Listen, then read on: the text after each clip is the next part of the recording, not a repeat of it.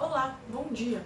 Eu sou Catarine e trago para vocês as principais notícias do mercado financeiro para hoje, segunda-feira, 10 de março.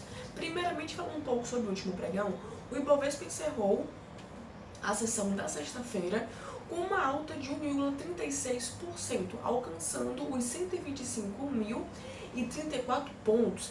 Em uma semana mais curta, devido ao feriado de carnaval, o índice acumulou ganhos de 1,82%. O mercado reagiu principalmente aos dados do PIB brasileiro e do mercado de trabalho dos Estados Unidos, que vieram abaixo das expectativas. A desaceleração no crescimento econômico trouxe novas perspectivas sobre a política monetária, o que impulsionou o otimismo dos investidores. O IBGE divulgou o resultado do PIB de 2024, que cresceu 3,4% em relação a 2023, o que é o melhor desempenho dos últimos 3 anos. No entanto, o dado que mais chamou a atenção foi o crescimento de apenas 0,2% no quarto trimestre, o que sinaliza uma desaceleração econômica.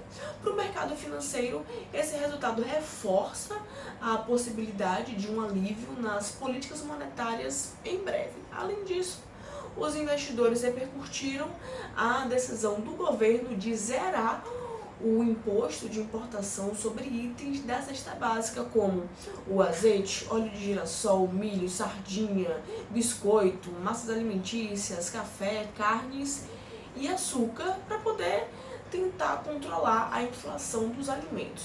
O presidente Lula ainda reforçou, inclusive na sexta-feira, que caso essa medida não seja suficiente, ele poderá adotar ações mais drásticas para frear a alta nos alimentos. Já no câmbio, o dólar subiu 0,57% no dia, cotado a R$ 5,79, mas acumulou uma queda de 2,15% na semana. O movimento ele foi influenciado por incertezas no cenário internacional, especialmente as tarifas comerciais dos Estados Unidos e os impactos da redução das importações da China.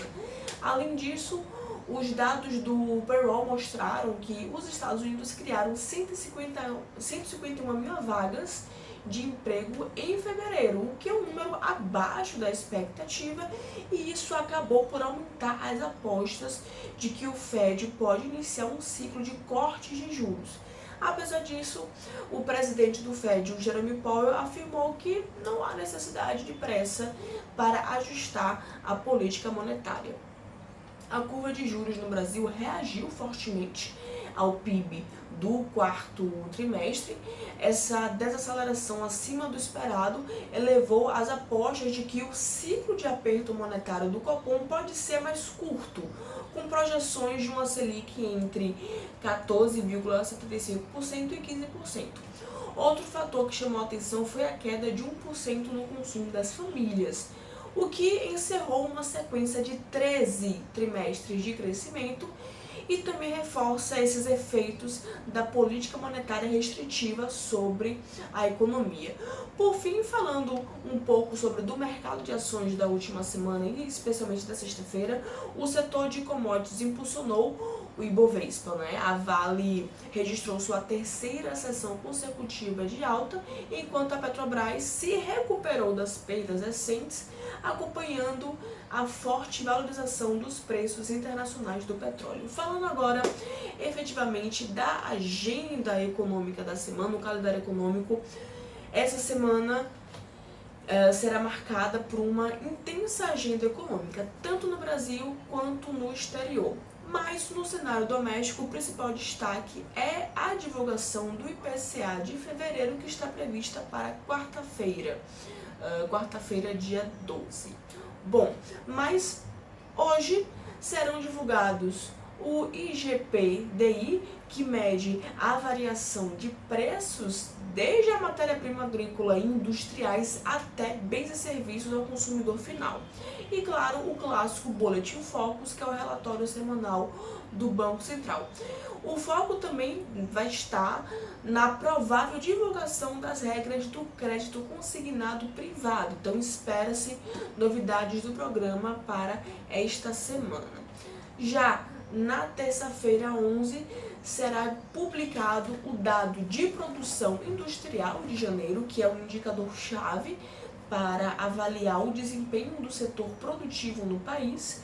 Na quarta-feira 12, como falado, o IBGE vai divulgar o IPCA de fevereiro e após uma variação de 0,16% em janeiro, a inflação brasileira deve acelerar, pressionada pelos reajustes na educação e na energia elétrica residencial, além da continuidade, claro, da pressão sobre os preços dos alimentos.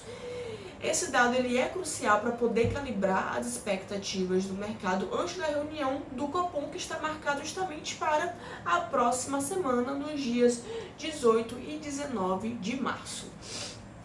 Bom, já na quinta-feira 13, será divulgado o desempenho do setor de serviços, que representa inclusive a maior fatia da economia brasileira.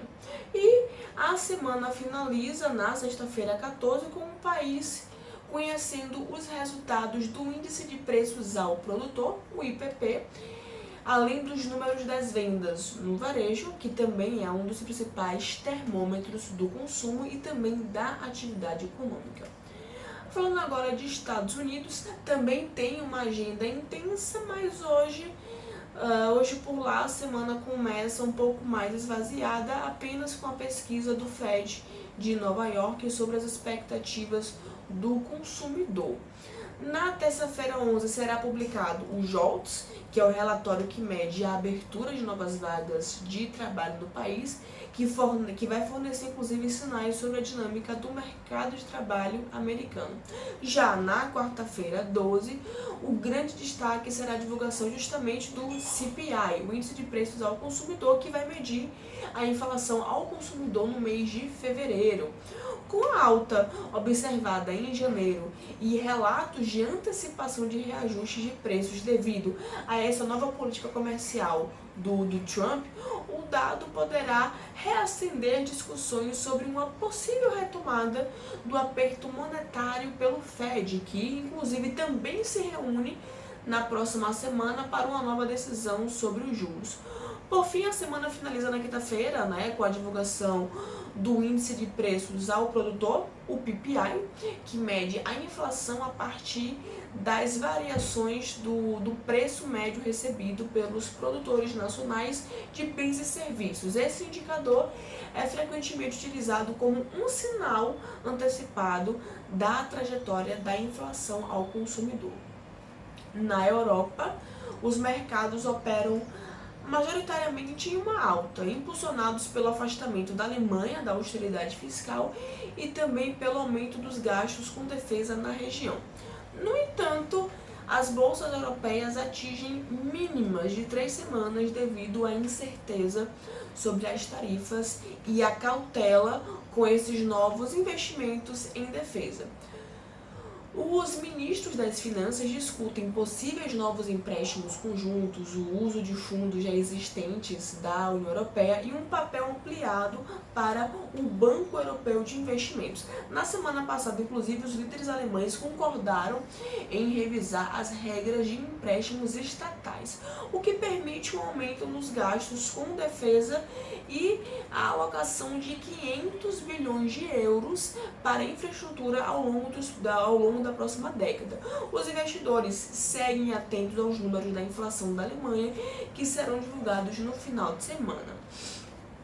Por fim, falando sobre o mercado asiático, estes encerraram um pregão sem uma direção única, refletindo justamente o impacto da inflação chinesa e também as tensões comerciais entre os Estados Unidos e o Canadá.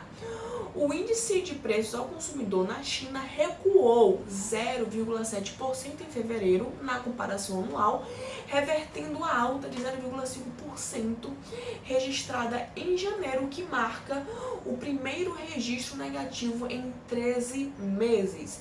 Esse movimento foi influenciado por distorções sazonais e pressões deflacionárias. Além disso, no sábado, Pequim anunciou tarifas retaliatórias sobre produtos agrícolas canadenses em resposta às taxas impostas por Ottawa no ano passado sobre veículos elétricos, aço e alumínio chineses. Mas também, enquanto isso, os investidores acompanham de perto os fabricantes de aço antes da implementação, já que nessa quarta-feira, dia 12, as tarifas de 25% dos Estados Unidos sobre as importações de aço e alumínio entram em vigor. O clima de incerteza é intensificado pelas declarações diárias do Trump sobre as tarifas, que tem provocado essa volatilidade nos mercados globais. No Japão, o índice Nikkei fechou em alta, impulsionado pelo rendimento dos títulos do governo japonês de 10 anos, que atingiu 1,5%, o que é o maior patamar desde outubro de 2008, uma alta de 5,5 pontos base. Bom, eu desejo a todos um excelente início de semana e, claro, ótimos negócios.